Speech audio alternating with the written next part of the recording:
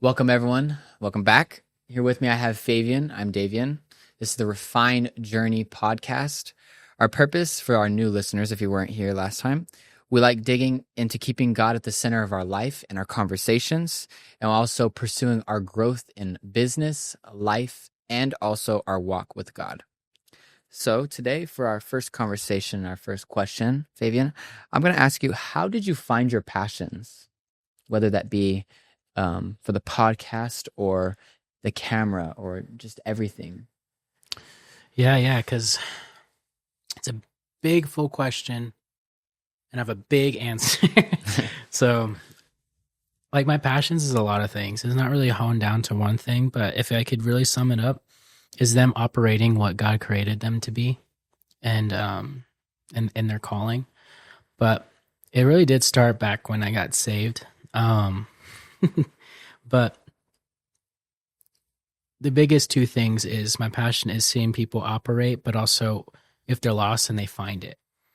And so it's like there's two ends to the passion. And so seeing people come back up and having a successful story. Like my favorite movies, like I rarely watch movies, but my favorite movies would be the characters who are the underdogs and they come back on top. And so my passion is like seeing that played out in people's lives, whether if they're lost, whether if it's in business, whether it's like them just trying to figure out what they want to do. But it took me a long time to find out the fact that I love uplifting people. And it was once when I was saved because I was mad at God for the longest time. I despised him because I was like, why give me this hand at life? If it was a deck of playing cards and we're playing a game, it's like, why did you give me this hand in life that I cannot win? And I remember being so mad at the Lord, but the Lord met me when I was saved. And that story will be another episode. But when he did save me, I was like, whoa, my brother could have this. My mother could have this. So my dad could have this. My friends around me could have this. I don't have to live the same way I did before. I was like, they could all have this. And that's when like it was real to me. I got saved when I was 15 and almost 10 years from now, which is a crazy thing about. But that's when I really like knew. I was like, wow, I want everyone to feel this because it wasn't known to me. I was always angry, always upset, always sad. If we ever go back to my Facebook page, a little fun thought, you could go back and look at the pictures of me. You could tell when I was like, oh, wow, he got saved. Like there was this total transformation. I had like long hair and everything. But that's one passion. It was helping people find the Lord and seeing their story salvation, even those who thought it wasn't for them or they were too far gone, or even the ones who even despise God till this day. I like it being transformed. Like, oh my gosh. And not saying like they do it because of me. It's just that, Lord, you used my testimony for good and just operating in them. But my other passion too is business. It's not the fact that I love money. It's fun making money, but I don't love it. I could live without it.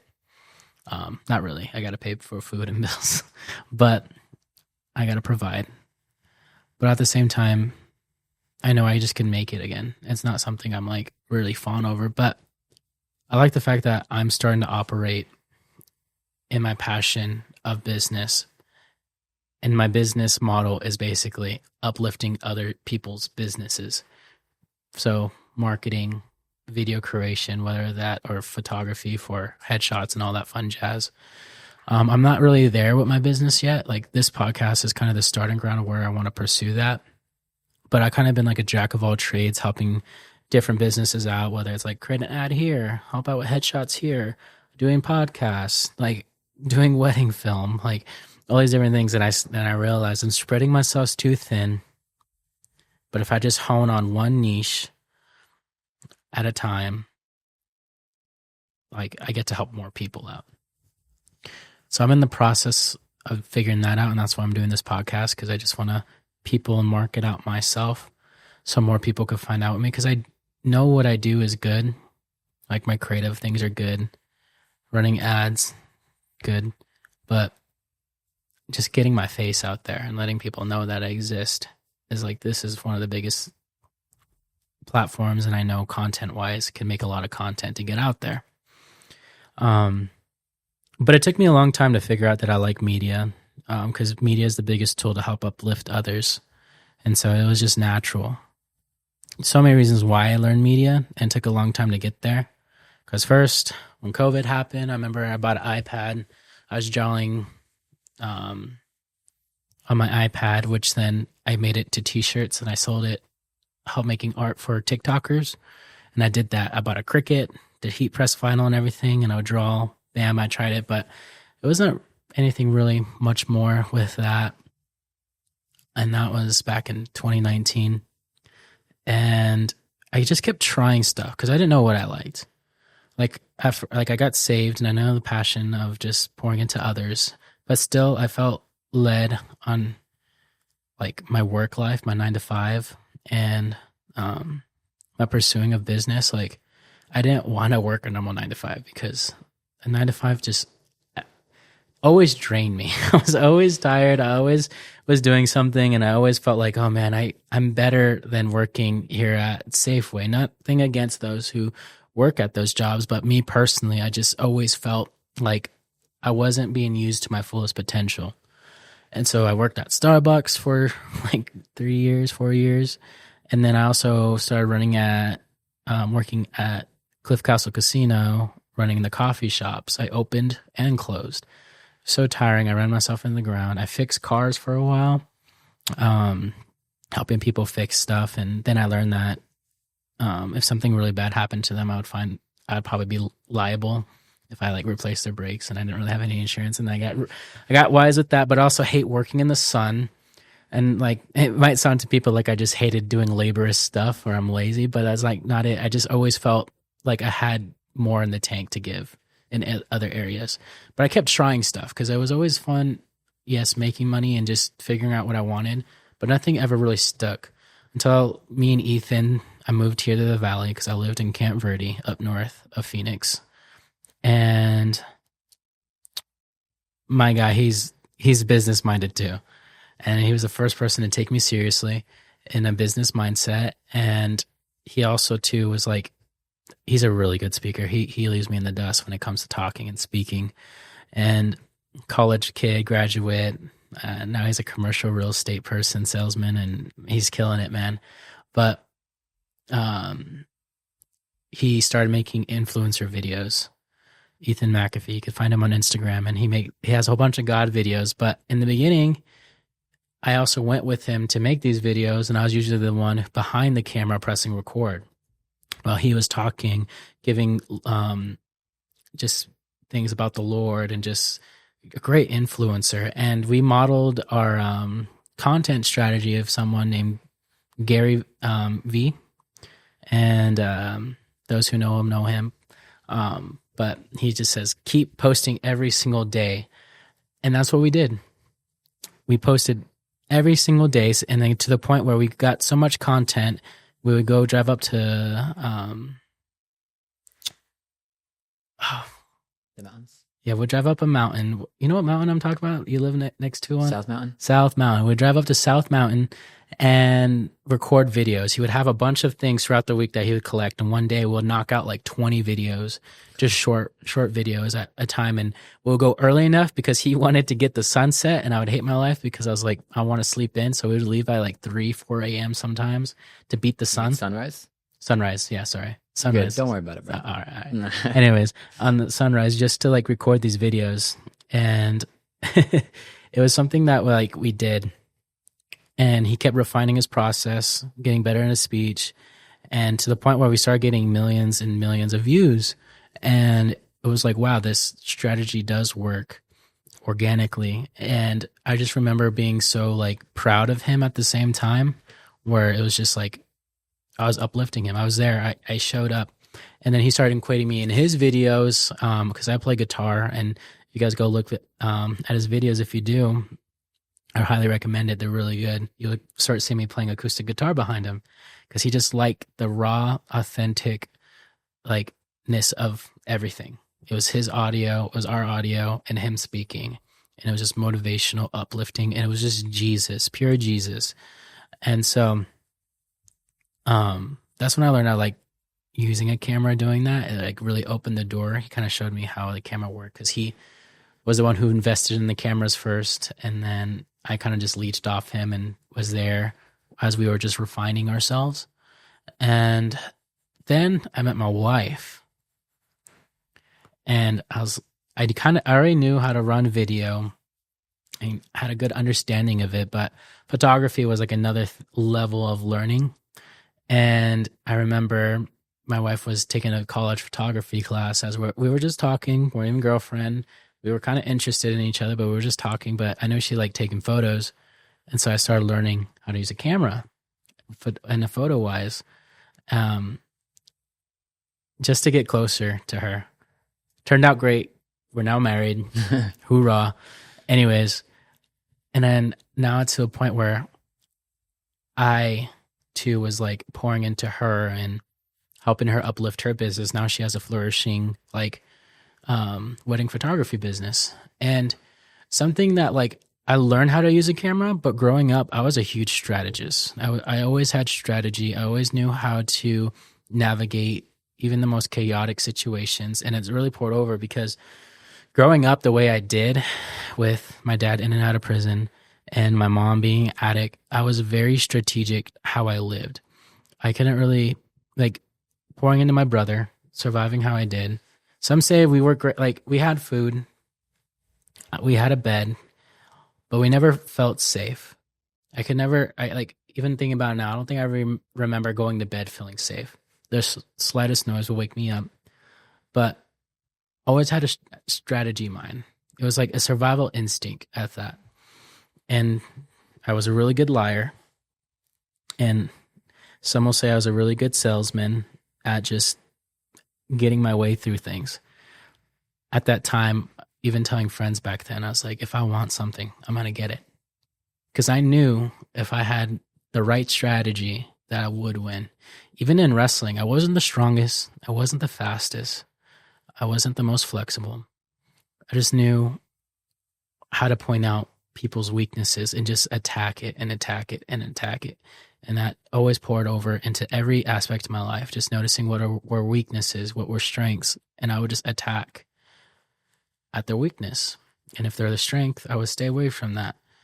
And even fighting on the reservation or just doing stupid stuff, like, it was always risk management. And so even though I started learning a camera then, I always carried that throughout my whole life, knowing strategy. And business was no different. My dad, he is a very smart man. Like, I know he was in and out of prison, but I would still stand today. He's probably one of the most wisest men I know. Not off of wisdom, but just like pure, just, again, one strategy, but also like he knew how to manipulate. And I remember hearing from my tata, my dad's dad, like all the stories of how my dad did things, and he was so smart, this, and that. And I remember being fearful of him, and I always hated being fearful of a situation. I always wanted to be in control. And so I too picked up books that I knew my dad read, because I didn't want to lose at a mind game knowing that someone's out there who could hurt my family and beat me in said mind game. And so I carried all these things I learned growing up. And after the Lord saved me, I had to realize, well, manipulation's bad. And I shouldn't be doing that to people. And I shouldn't be doing this with any other people, really. And so, like, business just became so, it was like the open door where the Lord was like, what has happened to you? Yes, it sucked. Yes, it was unfair.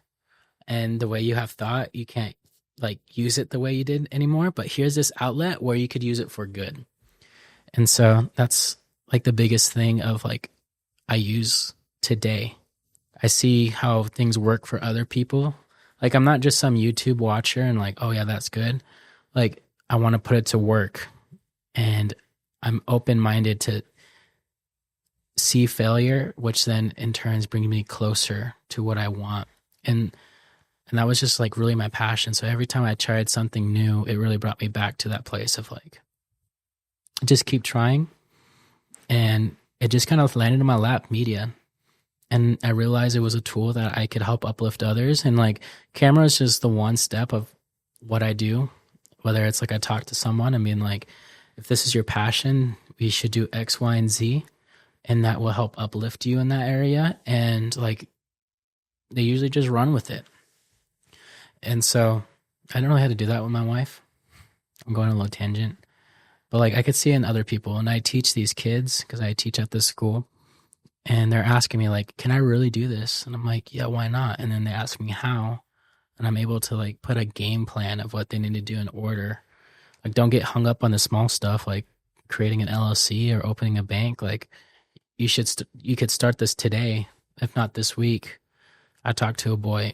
He's like, I love reading, but like, how can I make this into a business model? And I was like, man, I could already, like, my brain just starts firing at all cylinders. I was like, I could see you making an Instagram account where you find your favorite books and you get your favorite quotes. You find yourself in a beautiful area and you're sitting and you get a nice camera angle.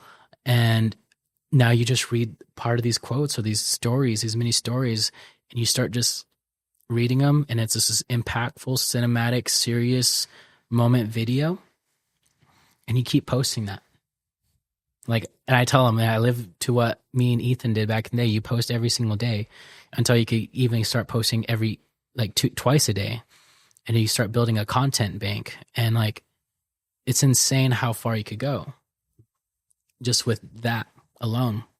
It's probably like the number one strategy that I recommend to people, because organic reach it's crazy.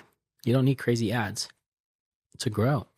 And so my passion is always just finding what people are wanting to do, telling them do X, Y, and Z, and keep doing it till it works. Like, I don't want them to market themselves bad. And if something doesn't work, we have to go to the drawing board and see what's wrong with it. But it just comes back to like, I want to uplift you. I want to bring you up. I want to see you succeed.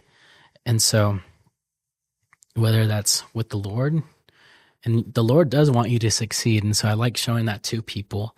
And like, sometimes like your passion can be your main breadwinner. And so some people are just happy being the provider and working their corporate job. And I'm so happy with that. But there are also other people that struggle with the same struggle that I had. Like, I have something more to give. And I just love digging and digging and digging until they're able to be like, ha ha, that's it. Since we know what it is, all cylinders, let's just chase after it. And so that's just a big, long, big circle of like how I found my passion. It's just seeing other people just fascinated with what they can do and what the Lord has for them. And that just gets me pumped up every single time. That's beautiful. It sounded like throughout this entire time of you talking that you were being refined and you were being sifted, like salt. And something I've also noticed is God equipped you, and something that he gave you is a passion to equip others. And I can see that in the way that you equip these kids, and you equipped like everything that you were talking about. And a quote that my spiritual leader gave me is, you'll catch more than what you pick up, if that makes sense. So you'll pick up like wisdom, like you've inspired me in a lot and given me a lot of advice on these things and given me wisdom, but I'll catch more going through it. I'll catch more actually living it, and God like making me go through that and teaching me. Does that make sense? Yeah. And it sounds like throughout the entire time of your life that you were faced with obstacles, just walls building up, and you picked up a lot of things. Like, you picked up a lot of things from your dad. You read those books, but it didn't come until your heart was in a place of you standing up, choosing something different, that commitment, that leap of faith, I guess you could say, where you caught the things that you needed, and that branched you into where you are now. And now you're able to equip everyone because God is giving you such a heart and a spirit and a mind and understanding that you've walked through these things. And that then it goes back to the verse in James that, dear brothers and sisters, don't be afraid, because the same trials that you go through, those other people go through, and the things that you went through, you're able to inspire others and give them just hope. I can see it. I can see that. That's so good you say that. You remind me of something. So you said like you're being refined, and it's funny that we named this Refined journey. Refined journey. And so I want to give total props to Ethan. I totally robbed him. Ethan McAfee always wanted a business name, Refined Media. But it was funny. So we made an LLC together, and it was like Refined Brand and Consulting LLC. And me and him were both on that LLC. So I kind of just like yoinked it from him. I kept running with it. He still wants to be in that. But it was like a total testimony of something that he had envisioned, and we both together kind of like refined it. He even had a license plate on his Ford Fusion. I remember 2013 Ford Fusion, and it said refined. And so like he had that. But me and him too, we had a quote, and this is what we followed. It was we made a little poster and we posted it on our walls at the same time. And we made it in Canva, printed it on a white and black printer, didn't even have color, and it said excited for the unknown. And because we didn't know what we wanted, and we didn't know where it would take us, and like I'm still in that roadway of like, I don't know what you have, Lord, I don't know what I'm going to be doing in the future, but I'm just excited for it. So I'm going to welcome the stressful moments, the irritating moments, the heartache, the fun times, all on this road, because I'm excited for what is to come. And so it's funny you say that. So yeah, that's why my business too, that I do want to keep investing in and I want it to grow, is called Refined Media. And so like I want to help refine others. I want to live out what me and Ethan cultivated as we were kids. Or I wasn't kids, but older teenagers. And so I want to keep running in that. I keep on just see where it goes. I want to give it my all and see what happens with that. Another thing I wanted to touch on is I could see your heart and the longing for something. Like you knew that these jobs didn't fit you. You knew that you had a capacity to do something different, whether it wasn't where you wanted to be, but you had hope. You didn't know where this situation was going to take you, but you knew that God would work all things together for good, And because it says that he knows the plans that he has for you, he declares the Lord that they're plans for good. And what is some advice that you can give to us about that? Just touching on that, like how can we have hope when we know that we're not where we want to be, when we know there's something else that we just feel in our heart? It's like a wall that we know there's something more, but how can we have hope in that? Yeah, I kind of touched on it. Was either the last episode or this episode? I can't remember, but I always knew there was an end. I really did. Like, and I live by that. Whether it's a hard moment, if I'm really like down in the dumps and the enemy's getting to me, or I really messed up, like I know there's an end to it. And since I do know that there is an end, I keep moving forward. And I'm like, the way I grew up, the atmosphere I grew up, for whatever reason, like I just knew if I just keep moving forward, it will end. And so it's like an opportunity for other people. Like I know there's a lot of people that do struggle, whether it's suicidal thoughts, whether it's an addiction, whether it's like with their faith, whether it's with their business, whether if they became bankrupt with their business, whether they're hurting financially and their family, and if you're the breadwinner and if you're the husband and you lose your job and you feel like a complete failure, and if you keep messing up in sin, whatever it looks like, two things. Then as a kid, I knew that there was an end to it. But even after now that I'm saved, I know that God always gives us a doorway out of it. There's always an outlet, no matter what. And so it's just something that through my testimony from being lost, confused, angry at the Lord, like I cursed God. I said, why, HE double hockey sticks, would you like put me here? Why would you do this to my younger brother? Why would you do this to my mother? Why did you like give me a father that did what he did? And why? Why am I stuck here? And so coming from there and where he did save me and being able to be like, there is an end, and God does give you a way out, because he does. And again, we're going to talk more about that in my testimony podcast, and I can't wait for that. But I do take that to heart. I do really run with that. I really do appreciate the Lord giving me the opportunities to mess up, but also painting the knowledge of knowing that there is an end to it all. It's because, yes, if you did mess up, yes, if you did sin again, but there is a story. There is there's nothing better than getting back up and trying again.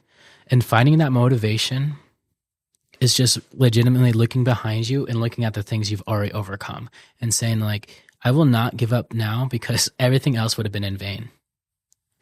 And just knowing that. I also had like a little brother. His name is Mario, named after my father. And I just remember thinking, I was like, if no one else will, I will. I knew it was a flawed out thing after I got saved. The Lord had to work on me in that category. But it was a mindset that I had.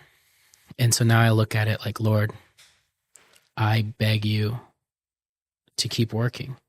And so at our wedding, when me and Ellie got married, I had a worship moment. We had a moment of worship during our ceremony.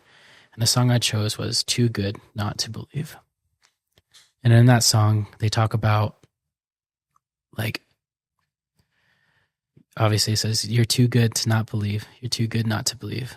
I've seen families reunited. I've seen addicts finally free. You can't tell me that he cannot do it. And I live by that. Everything I've seen, everything I've been through, I drank, I did smoke, I did things I'm not proud of. But knowing that God saved me from that moment and showed me a way out, that he is good to not believe, and he will do it again. So don't you dare tell me that he can't do it. That's part of the lyrics. Don't you dare tell me that he can't do it. Touching on everything that you just said, I can really see how failure taught you a lot. And it's something that we have to learn with and accept, that we have to go through certain situations. We have to experience heartbreak. We have to experience, like, in regards to heartbreak, if we experience heartbreak, then we would come to a place of like surrender and knowing that God is enough for us, knowing that God can get us through even the most hardest things. Because like heartbreak, it's not something physical, but it's a mental battle, and I just love how you haven't even shared your testimony yet, but all of these things are lining up for something that you're going to tell us. But it's just like, there's so much hope. Like, I can see that. And I just keep saying that because I can see the hope like radiating off of you. And I know that if it brings hope to me, I know that someone else out there is just going to be touched by this all. Awesome. Yeah, I just want to live as a vessel. I want my story to, like, even if it just helps the one person. I remember there was an evangelist that I heard speak once, and he was telling a story, and he said, I went across the world to go preach, and I had this whole lesson planned out. And he's like, and I felt the Lord tell me, like, discard the notes and just tell stories. And he said, man, I was telling stories. Because I told a lot of stories. And he's like, I do believe I bored the congregation with these stories. Like, they came for this man. They came for me, who flew all the way around to talk about the Lord. And I bet you they had all these expectations and no one. And he says, but by the time I was almost done, there was one man who screamed out in tears, and the Lord met him in that moment. And he's like, when I was talking, I was like, Lord, like, I flew all the way here. Like, what is this? Like, feeling like I just wasted my time. Like, what was the sole purpose of this? and getting a little frustrated. And then he said, the Lord like downloaded it to his head. He's like, I will send you across the world for one of my children. And just knowing that's the Father we serve. Like, he'll go like tooth and nail to get to you. He'll leave the 99 to get to you. And so, like, that's something like I encourage you guys to know, like, that's the God who has your back. That's who has your back. So I kind of want to ask you a little question, Davian. I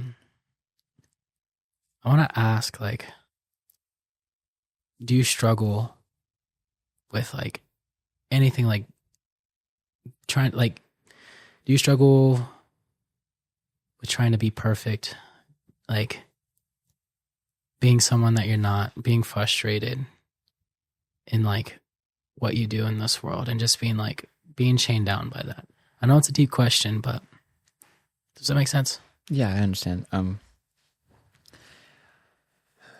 People's opinions have never really impacted me. Like, I've come to the mindset that it's not my responsibility to maintain the impression you have of me in your head. Because like I know that if my heart in a situation, I've had good intentions with this person, and they're coming off and seeing it as something completely different and saying bad things about me, then I'm going to love you enough and give you enough grace that I'm going to step back from this. I'm not going to engage. I'm not going to lash out. I'm not going to yell. I'm not going to question it. I'm just going to give you the space. And I know that whatever you're dealing with or whatever you're thinking, that it's coming from a place of whether it be hurt or something. But I do fear not necessarily failing. Actually it is failing. It's mainly, I fear the point of disappointing God again. And I feel like I've always wrestled with God and just like trying to just make this one thing work, because like he's done so much for me. He's given me opportunities that I don't even deserve. And he's put me in situations and allowed me to speak to people, and they felt touched by it. And I didn't even feel worthy to do that. But God wanted me. He doesn't need me, but he wants to use me. And I just fear letting him down again and again and again. And it's just like also my work. In regards to this leadership position that I was just given, I was praying so hard and I wanted it deeply. And it was something that I've always wanted. But I didn't know if I was coming out of a place of me wanting it or something that the Lord had divine alignment in him wanting it for me. And I just feared letting him down. I didn't want to put myself in another situation or another room that he wasn't in. Like, maybe I wanted it and I took the course and I took the choice to do it, but it was something that God didn't design for me to go through that door. Does that make sense? It totally does. There's a couple of times I wanted to cut you off because you said a simple line. I don't want to disappoint God again. And that line is, it's false. I'm going to say it's kind of false.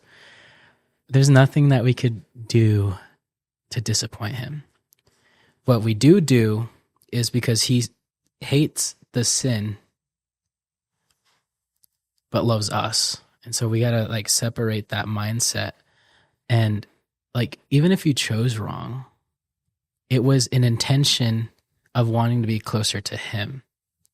And that brings joy. That is something that's powerful. Because if we keep operating being scared, because the way you're talking, it like kind of sounds the same as people who want to earn God's love and earn their way into heaven. It's like, I got to make this right decision. I don't want to disappoint you and like mess up everything all over again. Like that, God doesn't want you to be chained down by fear of messing up, because he is a loving God. And yes, we should fear our God because he is just and almighty, but he's not going to smite us for making a wrong decision. And so, like, no one's that perfect. I mess up. My pastors mess up. Like, and just being raw and authentic in that. The coolest thing, though, like what brings us closer to him is repentance and conviction. Because what you were kind of talking about was condemnation, and that's not of the Lord. You saying, I don't want to mess up again. I don't want to disappoint him.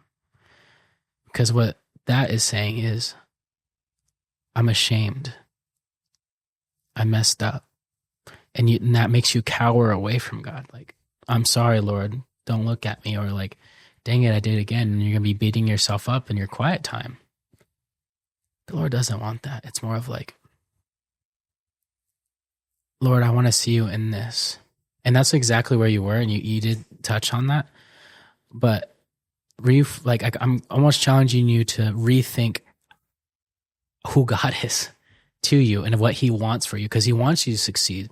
Because I know this, because I know you. You are trying to find a place where you belong, and you wanted to be where God wants you just by showing up every day, knowing who God is. Like, that totally changes everything. I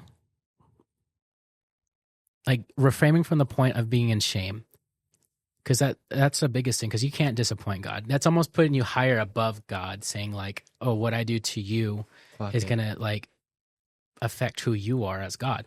And that's not who our God is. Our God is almighty, and he could totally turn around whatever decision you make. And accepting the fact that we want to sin, and accepting the fact that we will mess up, but God, I know you will always make things right. Because even if you did and choose what you did, like praying for the Lord to close the door, he's going to close the door. But the fact that you operated in him, wanting to be closer to him, is like everything he wants and more. And so it's almost, I'm inviting you to be able to be like, okay, Lord, if I mess up, you're going to have to really fix this, because I really do believe you. I heard yes, and I'm going to go along and do it. And almost put an expectation on God, because I'm going to tell you, every time you do, he's going to shatter it, because it is him and you're operating in him. So don't feel like you're going to disappoint him, because he's more powerful than your disappointment or your process of thinking he's going to be disappointed. And so my spiritual leader, his name is Matthew, and I went to go get coffee with him one time, and he had asked me, if I gave you a pencil and paper and I just had you list all the things that you'd like to do and all the things that you feel like called to do, what would they be? And I began to share my heart and just pour into that. And I told him at the end, I was like, I feel that if I did all of this and I did these things, I feel like this is the right track. This is what God wants for me. This is something that would make him proud of me for doing. And he just stopped it right there. And he was like, God is proud of you, not because of that, but because you're his son. And I was like, dang, clock it. And it's just like, in regards to that, like, it's so hard to come to the place of knowing that you don't have to earn his love, that it's just given, that it wasn't the nails that kept him on the cross, but rather his love for us. It says that a legion of angels could have came and saved him, but his love for us kept him on that cross. Would you say that you're still in the process of like learning that and grasping that? Every day. Every day. What makes you say that? It's just like, I wrestle with it. It's just, I don't want to, I've never asked God why in situations, and I never want to question God, but I feel like I know that this is questioning him, because I know who he says he is. I know what he does. I know how good he is. But it's like, I know that I feel that if I mess up, I put myself in a position. And I think what I fear is being lukewarm, because I know that God would rather you be completely against him or be completely for him. But since you're on the fence, you're lukewarm, you can't choose between the other. He hates that most. And I fear being lukewarm. And I know that if this is what I'm not meant to be doing, if this is a situation in a room that I'm not meant to go into, a person I'm not meant to talk to, something I'm not ever meant to go near, I know it, but I do it anyways, I sin. And I have accountability knowing that God gave me the conviction to not go do that, but I did it anyways. I fear of messing up, and I fear that every day that it's just like a process that like I have to fight. You know, it's like it's a constant fight. We're in a fight. It's a race, and we have to finish it strong. That's so good. And just knowing that our heart does long for sin is sometimes a tough pill to swallow. And it sounds like you're just in there battling it and you have a good head on your shoulders. And sounds like you're going about it the right way. I'm going to encourage you, you're not on the fence. You know what I mean? Even if we operate out of our flesh and sin, like I know this because I know you, I'll find you at the altar. You always go back to him. But it's those people that would be living a life and making those choices and going back as if nothing ever happened. Like they're in the right. I'm going to encourage you that you're not in that spot. You know? Pride's not in the way. Like when you sin, and you said this here, like you're scared when you do mess up. And you're like, I need to get back to the Lord because it's the separation. And it sounds like you're identifying that separation when you do sin. Like I need to go back. So no different from a pup wanting their mom. Like when they get separated so far, like I need to get back. I need to get back to mom. So It's a Bible verse I had for it is, I know that he who is given much, much is required. And I feel like God has given me he's given me a memory that I can't forget things. Most of the time I want to forget them, but I can't. And I can memorize scripture. And there's times like I even catch myself off guard because there's moments that God puts me in and it's with a person. They're like, I just don't know what to do. Like I'm feeling this and I'm just instantly recite that verse that I read like a month ago. And I'm just like, dang. I was like, I didn't even know I had that. I didn't even know I remembered that. But I know that I want to use these things for good. And it's just like I said, I don't know if it was this episode or the last one. It's like I feel like I'm Paul fighting and wrestling with myself, knowing I want to do the right thing for him. But every part of me, my flesh, wants to do the wrong thing. And I'm fighting against it. Yeah. that's so good. So good. I feel like if we keep going back and forth, we're going to be repeating the same thing. Yeah. But God's good. And conviction's the answer. Don't fall into condemnation. Condemnation, shame. Saying like, how dare you do that? Why would you do that? Or the Lord's going to punish me because I did that. We want to navigate on conviction, which brings us closer. I have another quote for you today. What is your thinking and like wisdom you have on this for other people, not just out there, but also including me and things that you've seen in my life?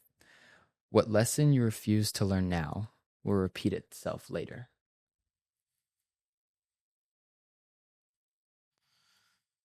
Let me marinate on that. Say it one more time. What lesson you refuse to repeat now will repeat itself later. It sounds like when I hear it, I hear like, don't let your pride get in the way of a promise. Because sometimes we could be so hard-headed. I've been there. I got all the answers.